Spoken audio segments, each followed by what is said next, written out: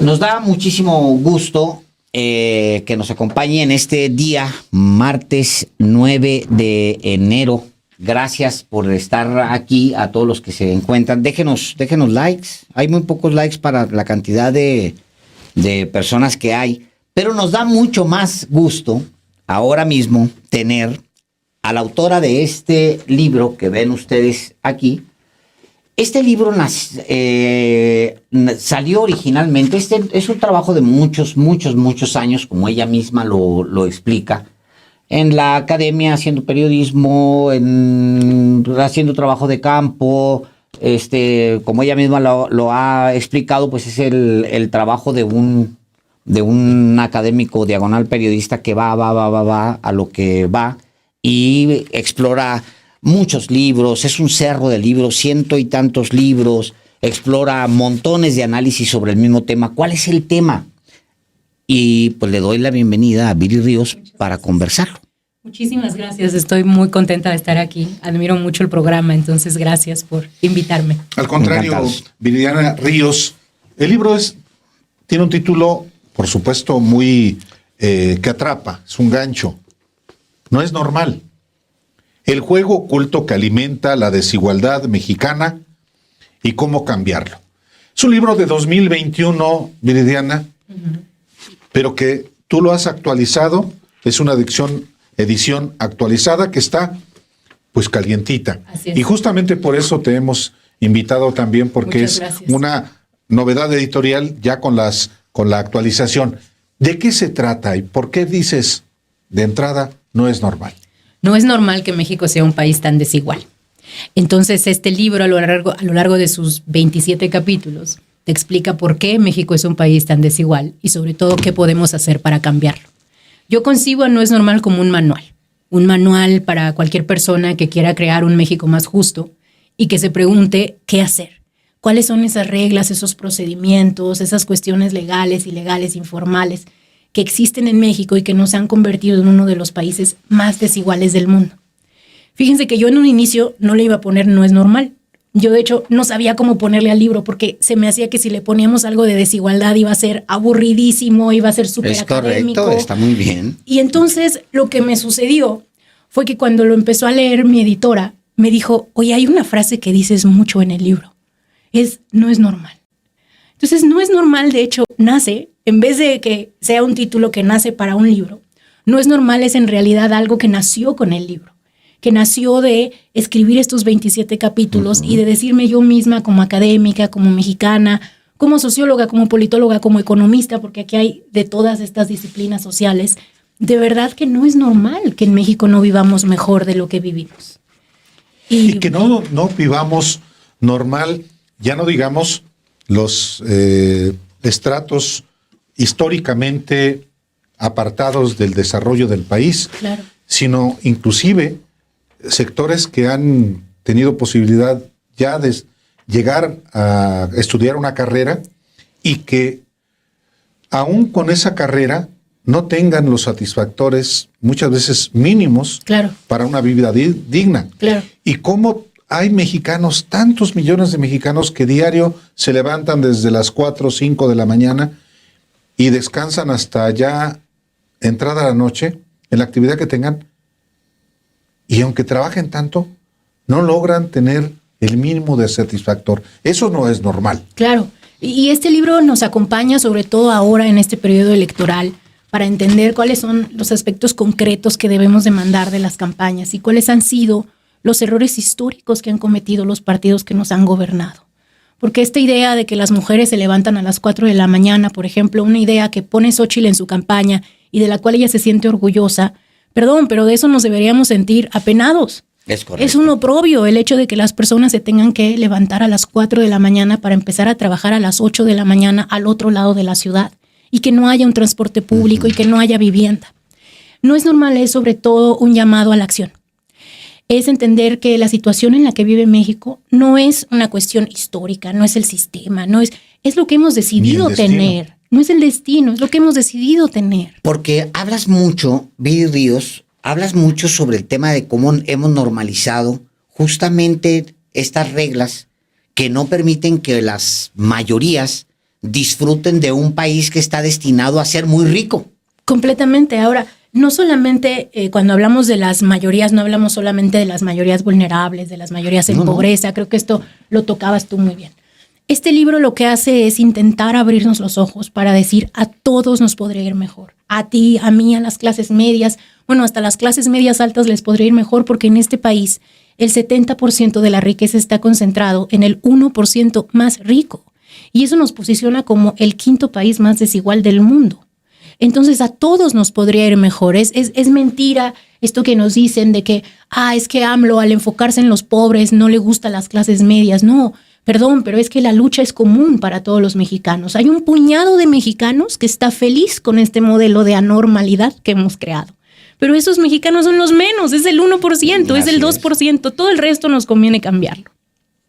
A la luz de, como tú lo señalas, de las campañas que están en curso, aunque formalmente inician entre partidos y candidatos hasta el 1 de marzo, ¿qué consideras relevante en la deliberación pública, en la deliberación de los proyectos que van a estar expuestos a los ojos de los mexicanos? ¿Qué temas, digamos que van a ser fundamentales en la discusión? El combate a la pobreza, la concentración de la riqueza, la parte laboral. Claro. ¿Qué tanto ha cambiado México en estos 5 años, poco más, del gobierno de López Obrador, en esos temas, por ejemplo? Mira, son dos preguntas distintas, entonces déjame responderlas por separado. Primero, el tema de cuáles son los temas que yo considero que deben estar en la agenda. Yo creo que todos los partidos, sin lugar a dudas, van a hablar de querer reducir la pobreza, de querer reducir la desigualdad, de querer crear más empleos. Bueno, y digamos que en el abstracto, todo eso se va a sentir como que todos los partidos quieren mejorar este país de una u otra manera. Pero la realidad es que los temas más espinosos de la discusión pública, casi nadie los toca. Y esos son los temas que yo deposito en No es Normal. Entonces me parece que hay que hablar, 1, de cómo derrocar a los monopolios que han creado sobreprecios a lo largo de toda la economía, empoderando a un puñado de ricos. 2, de cómo mejorar el poder adquisitivo de los salarios, no solamente el salario mínimo, que mejoró muchísimo, casi se va a triplicar en este sexenio, sino en general de las clases medias y cómo incluir a las personas que viven en las economías informales. 3, cómo hacer que en este país la clase media deje de pagar más impuestos que los ricos. Perdón, pero es terrible que en este país la evasión y la ilusión fiscal esté centralizada en el 10% más rico y se le eche la culpa al 50% más pobre, que son informales, al tendero, al del mercado. Perdón, pero eso no es así. En este país la evasión y la ilusión fiscal está hasta arribototota. 4, discriminación por tono de piel y por género. A veces se piensa, es que México solamente es clasista, no es racista. No, México es racista. Sí, y en México, claro, si tú te ves moreno, no es lo mismo que si te ves blanco, independientemente de si te bajas de un Mercedes. Y finalmente, meto un tema muy importante que es el medio ambiente, el agua y el campo.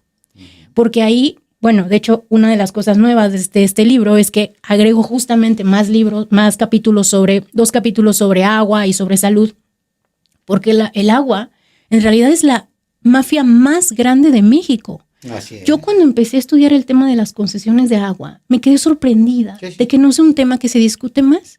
Monopolizadas por algunos bancos, por Grupo México, por un puñado de empresas. Es el reflejo prístino de nuestra desigualdad. Entonces, bueno, yo quiero ver a Claudia, ver a Xóchitl y ver al nuevo candidato de Movimiento Ciudadano, que es Jorge. Yo quiero verlos hablar de los temas que importan. Porque para hablar en el abstracto de reducir la pobreza, perdón, pero no. Nosotros tenemos un manual, contamos con un manual de qué es lo que se debe hacer. Uh-huh. No es el sistema, no es la historia, son las reglas que tenemos. Y sobre el segundo punto, ya me extendí muchísimo, pero yo encuentro 3 grandes y muy importantes avances al comparar No es Normal en su versión actual con No es Normal en su versión 2021. El primero es el cambio abismal en la política laboral. Es decir, el capítulo dedicado a lo laboral de 2021 lo está reformando ahora porque hubo un cambio. Claro. ¿Cuál cambio? Bueno, que en un inicio la introducción de No es Normal decía que nosotros en los últimos 20 años habíamos creado una mayor cantidad de pobres. Hoy tuve que borrar esa oración porque ya no es cierta. Este sexenio sacó de la pobreza 5.1 millones de personas, lo cual es histórico, es la reducción más importante literal en 20 años. Y entonces pues eso tuvo que cambiar, tuvo que decirse que el salario mínimo ya había subido, tuvo que decirse que las personas que habían dicho que el salario mínimo era inflacionario se equivocaron, se habían equivocado, ideológicamente estaban convencidos y esa convicción los llevó a crear tanto dolor en la gente. Tanto dolor en la gente. Yo cuando era niña, mi mamá ganaba el salario mínimo. Vendiendo, era boletera en la ADO de Mérida. Yo me acuerdo cómo nos costaba trabajo comprar leche. Y pienso lo que hubiera significado para mí, para mi hermana. El que hubiéramos podido triplicar el salario de mi mamá. O sea, nos hubiera cambiado la vida. Sí. No tendríamos estas memorias tristes que tenemos de ese periodo de nuestra vida.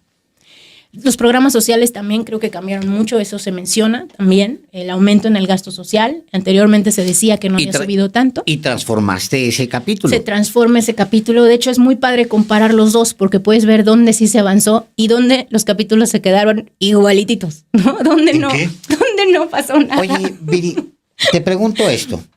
¿Es normal la prensa que tenemos en México? Pues no, fíjate que yo estoy muy sorprendida del sesgo de clase y del sesgo ideológico que tiene nuestra prensa. De hecho, me sorprende mucho porque incluso en países desarrollados polarizados, estoy pensando en Estados Unidos donde yo estudié, pues normalmente tú tienes a los trumpistas, digamos, que defienden sus batallas, y por el otro lado, pues a los obamistas o a los demócratas, ¿sabes cómo? Y cada quien tiene sus intelectuales y tiene sus bandos que compiten en tamaño de sus medios, en tamaño de su prensa. México no ha tenido eso. Lo que tenemos es una prensa que se concibe de pronto muy militante de la oposición, no sé si por razones de clase o ideológicas, y tenemos muy pocos espacios en donde exista una crítica, pues que en mi opinión venga más de las izquierdas, sin ser necesariamente militante, porque creo que ese es el otro error que ha cometido de pronto, siento, la izquierda mexicana, es creer que a un militante enojado se le contrarresta con otro militante enojado, cuando en realidad lo que eso genera es simplemente que cada quien pues se vaya con el equipo que le gusta, como el América, como el Cruz Azul, sin escuchar ningún argumento. Yo estimo que podemos tener una discusión desde las izquierdas, yo me considero una pensadora de izquierda, desde las izquierdas, sobre cómo mejorar a nuestro gobierno que se llama de izquierda. Porque no es normal que... Porque no es normal que haya otro, no es normal. O sea, sí. Se debió haber terminado, mi libro se debió haber tirado a la basura. Fíjense que una vez estaba yo, como histórico, ¿no? Ya sí. Como lo que pasaba antes, ¿no? Pero sí. No pasó. Una vez estaba yo presentando el libro en Chalco porque yo no quería presentar este libro, su primera versión en la del 2021. Dije, no, sobre mi cadáver, que no lo voy a presentar primero en las colonias fifís de la Roma, la Condesa, en las librerías de Polanco, nunca. Entonces primero decidí ir a Chalco, ir a Coajimalpa, ir a como los lugares de afuera, ¿no? Y entonces estaba yo en Chalco y me acuerdo mucho que una señora levanta la mano y me dice, ¿sabes qué, Viri? Está padrísimo todo lo que nos estás diciendo, pero eso ya se arregló, ya lo arregló nuestro presidente, ¿no? Y entonces se me quedaron muy grabadas sus palabras porque dije, fíjate cómo existe este amor y este cariño tan grande a López Obrador, que la gente le atribuye en ocasiones pues un avance mucho más grande del que realmente objetivamente se ha logrado en todos los ámbitos.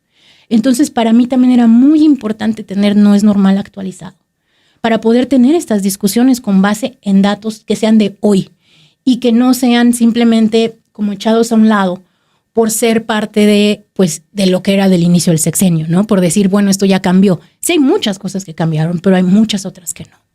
Sí, precisamente por eso te preguntaba, Virid, ¿cuáles no?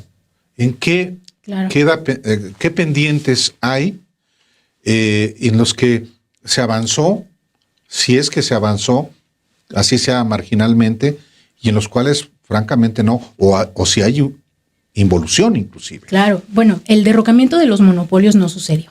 Ese que es un gran tema. La realidad es que nuestros billonarios cayeron en blandito en su gran mayoría. Carlos Slim cayó muy en blandito, en particular él.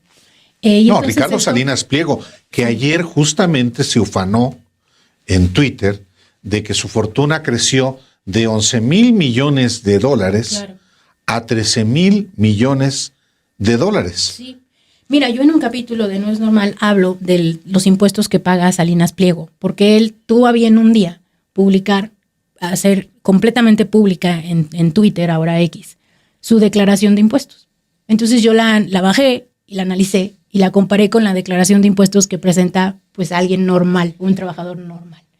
Y te das cuenta que Salinas Pliego, como proporción de sus ingresos, pagaba menos impuestos de los que pagaba un trabajador normal. Claro. Bueno, pues no es normal y sigue pasando. Y el capítulo de Salinas Pliego sigue sin cambio, porque no hubo una reforma fiscal que avanzara a la posibilidad de realmente cerrar esos huecos que ellos utilizan para reducir la evasión fiscal. Bueno, hay varios de esos que el presidente los anunció. De hecho, en la campaña él dijo que no aspiraba a una miscelánea, ni siquiera una reforma fiscal. Él lo anunció, pero sí le interesaba, y lo hizo, sacarle los 400,000 millones que le debían al Estado. Sí. Y en eso sí le metió, salvo el bribón, ese personaje feo de Salinas Pliego, Sí. que no quiere pagar lo que le debe a México, básicamente, ¿no? Sí. Y va a buscar cómo meterse ahí, salvo ese, a los grandes. Hoy le echó una flor al diablo Fernández, Sí.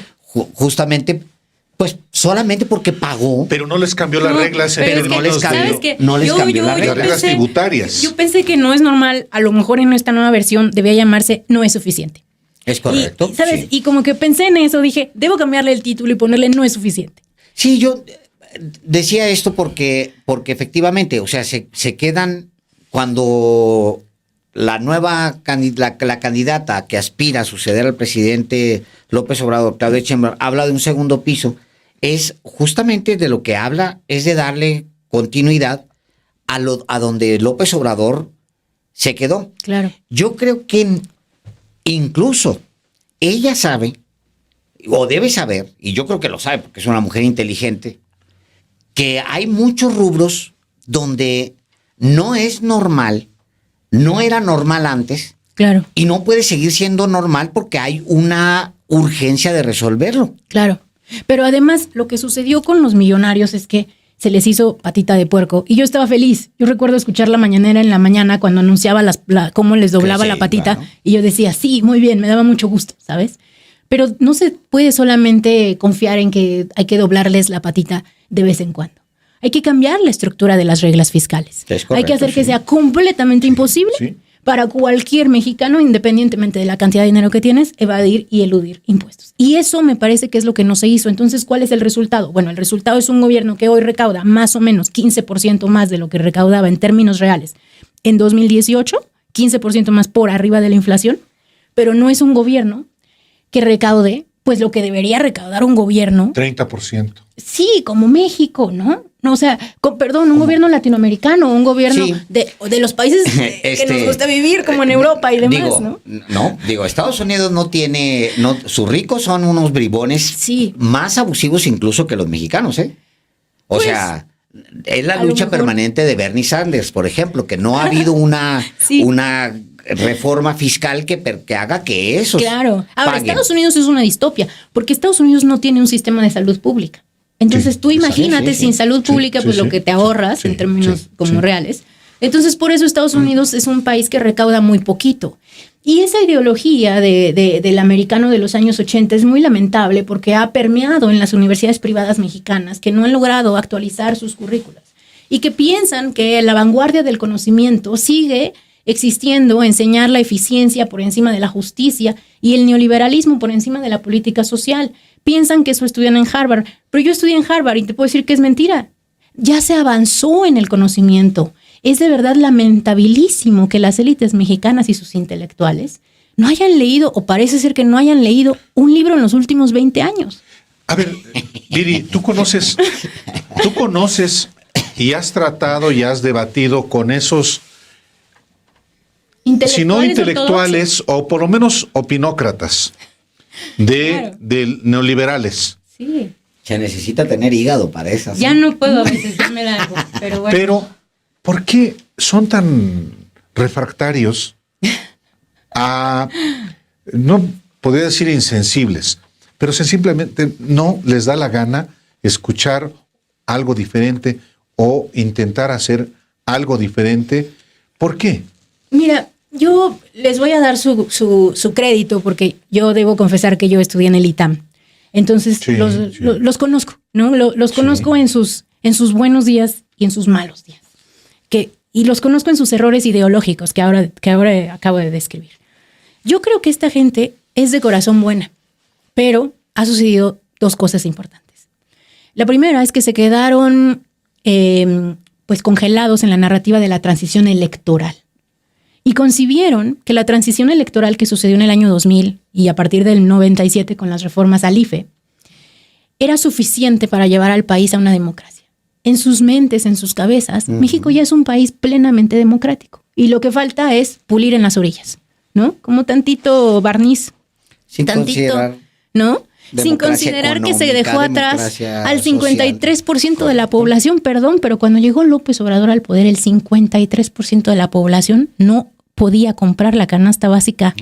¿Cómo es? O sea, eso no es una democracia. Casi que por definición tú no puedes tener una democracia en donde la mayoría viva en pobreza.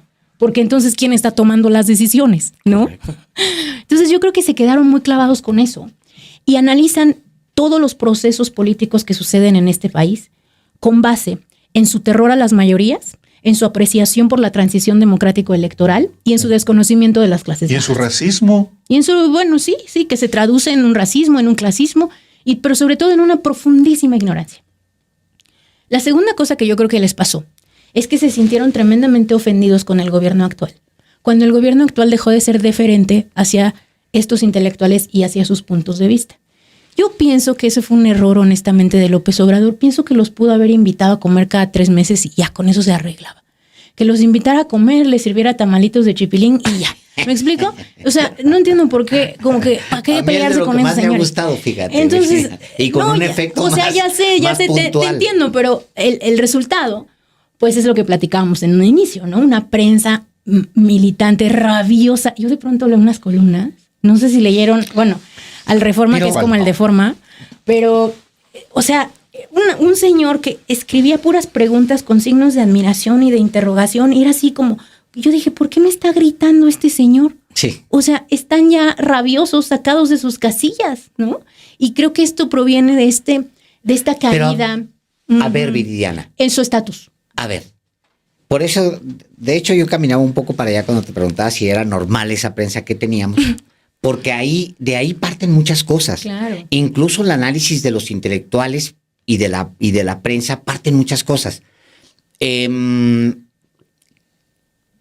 han normalizado, en realidad, lo que no es normal, pero quienes lo han normalizado, son exactamente ellos.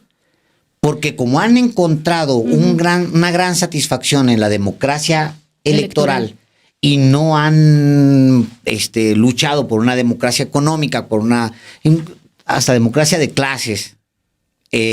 Como no han tenido esa necesidad, se vieron, pues sus intereses personales quedaron perfectamente satisfechos con lo que habían hecho en términos electorales. Entonces, pues se estancaron ahí, pero no se quedaron ahí nada más ideológicamente, porque ¿quién se estanca sin dinero? Claro. El tema es que tomaron porciones del Estado, se incorporaron al Estado y vivieron del Estado todo el tiempo en lo que normalizaban lo que México estaba viviendo. Ese es el gran tema con la prensa y con los intelectuales. Entonces, ¿no te parece que el hecho de que los haya confrontado y les haya puesto nombre y apellido el presidente López Obrador, los haya también obligado a esos exabruptos que ve uno en las mañanas en los textos que dice, uy, si no lo hubiera provocado el presidente, se hubiera mantenido en el cómodo centro democrático que en este país? No creo que se hubieran mantenido en el centro, pero sí creo que hay agravios que ahora ellos pueden cantar, que no necesitaban ser cantados. O sea, ¿para qué darles a ellos la herramienta de decirles? Del agravio. Sí, del agravio, cuando no se lo merecen. Pues, o sea, no se merecen estar agraviados, me explico. Ellos son los benefactores de este proceso, los beneficiados, perdón, de este proceso de democratización de derecha, porque la democratización mexicana se da hacia la derecha y se da solamente en el ámbito electoral. Mira, como que les diga cosas, apellidos feos, apodos feos en la mañanera, como que enseñe sus declaraciones fiscales, como que ese tipo de cosas yo pienso que se pudieron haber evitado para no darles a ellos más herramientas de llamar al gobierno autoritario. Era innecesario, porque además el triunfo cultural de la izquierda, fíjense que yo nunca pensé que me fuera a tocar. Yo soy millennial, nunca pensé que me fuera a tocar, porque yo nací en el neoliberalismo. Ahora sí que nací, crecí y llegué hasta aquí en el neoliberalismo. Uh-huh. Y nunca pensé que me fuera a llegar a tocar un momento como el de hoy, en donde la hegemonía del pensamiento de izquierda es tal que Xóchitl se dice de izquierda, Claudia es de izquierda, y Movimiento Ciudadano también se dice socialdemócrata. Claudio X González se dice de izquierda. Sí, perdón, pero eso, o sea, eso yo no pensé nunca verlo, ¿sabes? Entonces creo que se ha avanzado tanto en la narrativa de este país que era innecesario continuar. Voy a disentir. ¿Y está bien? No, yo creo que más bien toda esa cantidad de gente no se movió hacia allá. Se ha vendido como en ese lugar. En este Pero país. Así son las economías. Así son. No. Yo me refería en términos ideológicos. En este país, mantenerse en el centro, en ese centro y que es tan cómodo y chicloso, como le dice Álvaro, que te puedes ir hacia la izquierda, de tal manera que en ese maravilloso centro que es casi de izquierda, casi, cabe un Álvarez y Casa, pero también un multimillonario como Claudio X González, cabe Aguilar Camín y cabe también Enrique Krause, cabe también, ¿quién te gusta? En ese centro democrático me gusta para que quepa Gustavo de Hoyos o José Ángel Gurría. Sí, claro. O sea, todos esos han estado en ese que cuando se necesita se mueve hacia la izquierda cómodamente, aunque siempre sean la derecha disfrazada. Se les seca esa alberca y obliga a tomar posiciones, que creo que es uno de los más grandes avances en términos ideológicos, y los obliga a todos a tomar una posición. Claro. Y yo creo que eso que llaman polarización, que a mí me gusta mucho, ¿qué es la polarización? Pues tomen posiciones, porque era muy fácil para uno estar moviéndose de un lado hacia el otro. ¿No lo sientes? Mira, pienso que estamos en realidad, es una diferencia semántica, porque en realidad estamos hablando de lo mismo. Cuando tú hablas de que las playas del centrismo se vaciaron, ¿no? Que el agua se recorrió.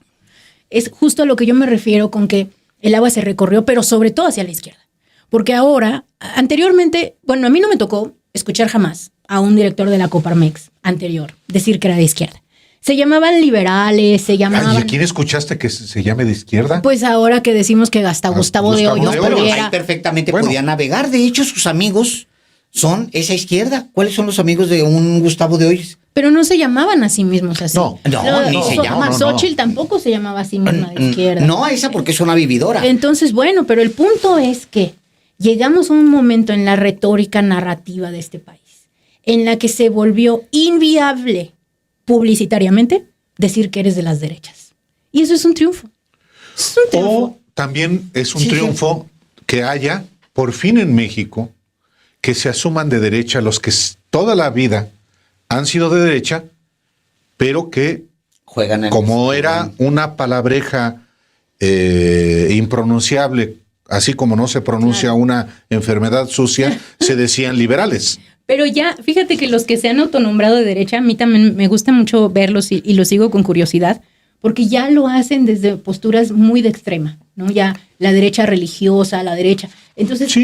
pero digamos que este gran centro, como tú mencionas, este gran centro chicloso, pues sí se movió hacia las izquierdas. Este es un triunfo. Hay una victoria cultural también, hablando de esa victoria, en el sentido de que también, por ejemplo, se haya formalizado lo que de manera fáctica se estableció en México, pues en la época, en el periodo neoliberal, que el PRI y el PAN defienden la misma agenda y son lo mismo. Claro. O sea, en ese sentido, el PRIAN también es una victoria cultural. Es una victoria política del presidente López Obrador, pero también es una victoria cultural de la izquierda en México, que esos dos partidos formalicen inclusive sean una por coalición. eso les digo que ya ganamos. Entonces, lo que a mí me gustaría es que abrazáramos esta victoria cultural que ha tenido, ¿no? Sin seguir poniendo a estos intelectuales de la vieja escuela en la plataforma de llamar la atención sobre su trabajo, de victimizarlos, O sea, que López Obrador en sus mañaneras que hable de ti, que hable de ti, que hable de mí, que hable de nuestro libro. No, sí, que hable bonito. Pero, me explico, pero es como, ¿para qué victimizar a estos señores? Nada más les da más crédito. Es muy polémico. Vamos a ver. O sea, Sí, estoy tratando de ser estratégica. No, hombre. Pero, Está bien. bueno, el tema es, Y ahora mi me estoy cruzada dando con cuenta- No es normal. Sí. Correcto. Mi cruzada con No es normal es muy clara. Mi cruzada con No es normal es llamar a la izquierda a ser más de izquierda. Es evidenciar y mostrar en lo que no avanzamos. Celebrar en lo Correcto. que sí avanzamos, pero sobre todo no hablar de políticos. Yo en mi libro no menciono a ningún político porque los más importantes problemas de nuestro país son estructurales. Y lamentablemente hay muchos ámbitos en los cuales el país hoy se parece demasiado al país de Peña Nieto. Y se parece demasiado al país de Fox. Y se parece demasiado al país del porfirismo. Entonces, pues, digamos que es un recuento histórico que trata de recordarnos a las izquierdas de que, aunque hemos ganado mucho, nos queda mucha tarea por hacer y no podemos sentarnos en los laureles de la celebración. Y la coyuntura electoral justamente es Permite propicia eso. para Claro. deliberar los grandes temas de este país. Claro. Además, siento que de pronto en las izquierdas hay estas ganas como de alinearse, ¿no? Como, no, ahorita no vamos a discutir lo que no se logró porque le hacemos el caldo gordo Correcto. a la derecha, ¿no? Sí, sí. Pero bueno, ya van 20 puntos arriba, 25 puntos arriba. Yo creo que, o sea, hay margen para demandar un poquito más. Sin duda. Sí, Hay está- margen. Es de acuerdo. verdad. Está muy interesante el libro. Yo les diría, la verdad, había leído la versión anterior. Le dije a Álvaro, "Chin, voy a Es que correr se le por el-", olvidó. porque se me olvidó por el libro. De hecho, me lo mandaron y es el que tú me mandaste. Hay mucha información de la que uno necesita. Yo siempre insisto en eso, de la que uno necesita para las discusiones en donde es más importante, en la casa. Luego, ahí en el núcleo familiar, de repente te sale el tío que es y se vale, qué bueno, que es un anti López Obrador, rabioso, o es un a favor de López Obrador, intolerante. Claro. Esta literatura estos libros permiten tener argumentos para ahí en la mesa decirle, no, espéreme, a ver, ahí le va un as. A ver, máteme esta reina, máteme ¿no? Muy bien, sí me de eso se encanta. trata, No es normal. Así lo entendí yo al menos. Y le agradecemos mucho a Viri Ríos que haya estado aquí con nosotros. Gracias. Al contrario. Viri, No es normal muchas que no gracias. vengas más seguido Invítenme, tampoco. aquí estaré. Bueno, encantado. Gracias. Volvemos.